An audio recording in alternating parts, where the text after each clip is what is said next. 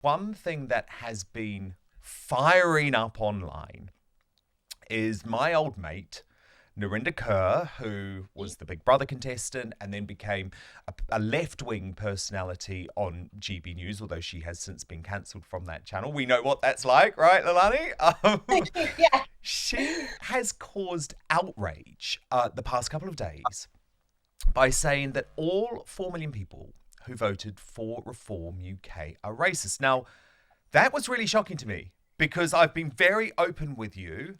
I proudly voted for Reform UK, and I'm always honest about that. I don't want to hide from my audience who I vote for because I think that's what you get from the rest of the media who pretend that they're impartial when clearly they're not. So this is what Narinder, I'll get you to react off the back, Leilani, but this is what Narinder had to say about you if you voted for Reform UK. But in response to my 4 million people must be racist if they vote Reform, I stand by it. But I also admit there is racism in the Labour Party, there's racism in the Tory Party, because racism exists in our society. However, Reform is riddled with racism. Every racist I know voted Reform. If you vote Reform, you hate brown. You hate brown immigrants, you hate brown refugees, you hate brown asylum seekers. And if you think about it, what I don't like is hypocrisy. And the fact is, if 4 million brown people or 4 million Muslims voted for something in this country, it would be deemed extremism. That would be deemed extremist. But if I dare say that if you voted Reform, you must be a racist, suddenly I'm the problem. That's not a problem. That just makes me a realist. It makes you a hypocrite. Leilani, that couldn't be more wrong. I mean, Reform UK in the polls, we haven't actually seen the demographic breakdown yet of the actual results, but it was polling higher amongst ethnic minorities than the Liberal Democrats, for example. And one of their main funders is Zia Yusuf, who is a Muslim successful entrepreneur, but he's proud about Britain and worried about the risks of immigration. So what's your response, Leilani? I'm a bit scared, to be honest. What's your response to Narinder for saying that you're racist if you vote Reform UK? She's insane. It's retarded. It's the most ridiculous thing. I also voted for Reform.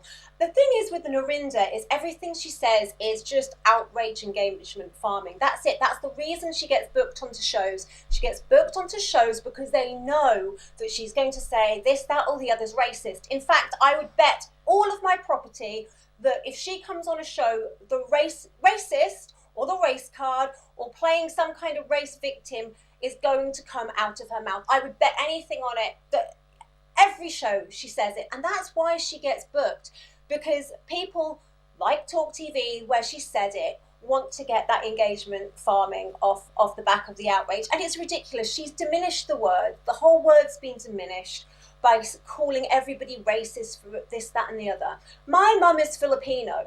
My mum is a brown person. I do not hate my mother.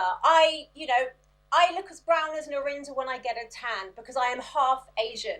So the fact that she says that is just ridiculous. It's ridiculous, Dan. It's ridiculous.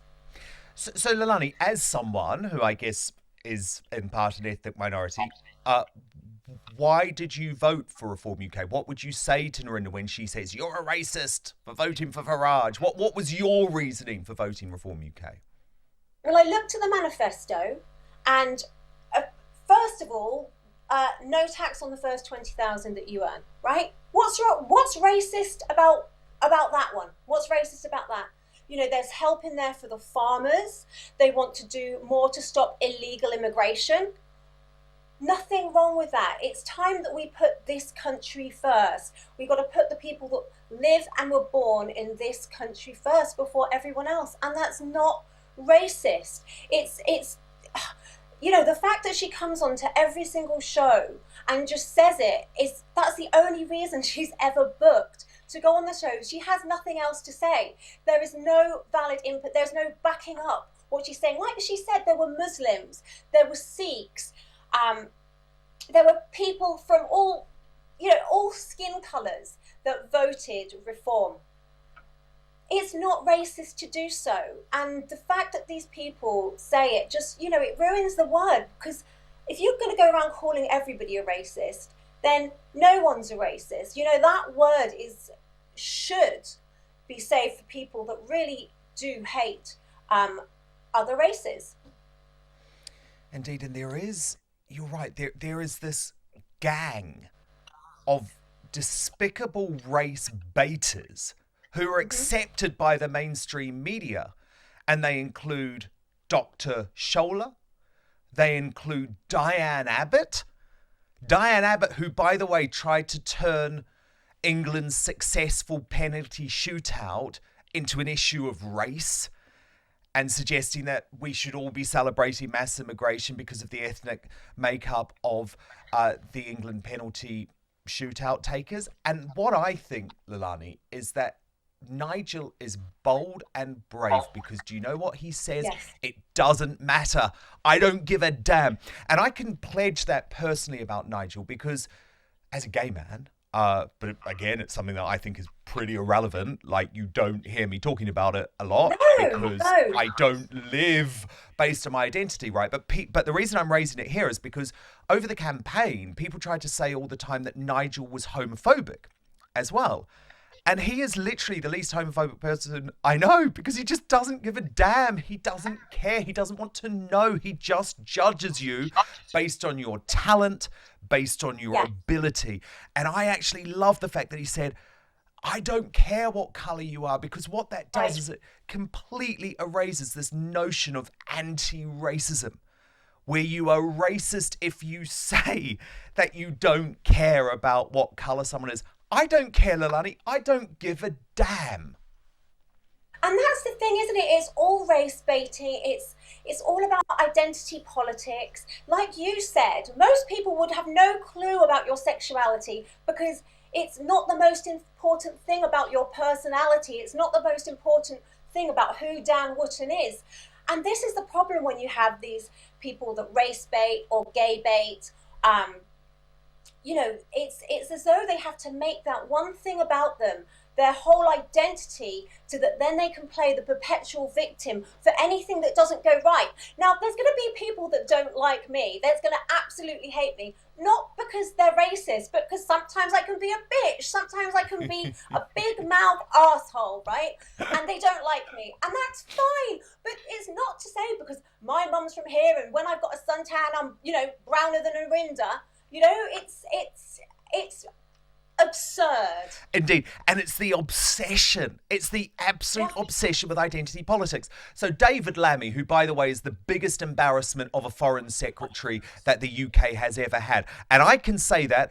He'd probably call me racist. No, mate, it's nothing to do with the colour of your skin. I thought James Cleverly was a competent foreign secretary. It's because of the fact that you are completely outrageous when it comes to describing Brexiteers as being worse than Nazis.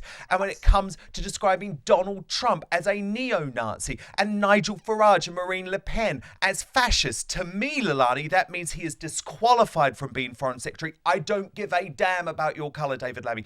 David Lammy makes this video announcement sort of proclaiming that it's so amazing that he's foreign secretary because he was descended from slaves and he's black. Then, if you watched Sly News today, which I did very briefly ahead of Rachel Reeves' speech as Chancellor, honestly, Leilani, I'm not joking, in 20 seconds, they mentioned 4 times that she was the first female Chancellor.